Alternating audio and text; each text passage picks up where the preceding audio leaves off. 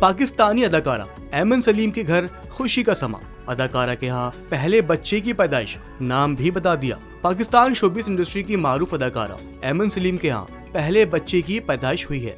ऐमन सलीम ने इंस्टाग्राम के जरिए अपने मद्दाहों से खुशी की खबर शेयर की। ऐमन सलीम ने इंस्टाग्राम के जरिए बताया कि उनके यहाँ बेटे की पैदाइश हुई है। उन्होंने अपने नौमौलूद के पैरों की तस्वीर के साथ एक खूबसूरत पोस्ट शेयर की। अदाकारा ने पोस्ट में लिखा कि 2 लोगों से 3 अफराद के खानदान तक का सफर, दुनिया में खुशामदीद। केहान मलिक। वाज़ेह रहे कि ऐमन सलीम दिसंबर 2023 में कामरान मलिक के साथ रिश्ता अज़दवाज में मुंसलिक हुई थी।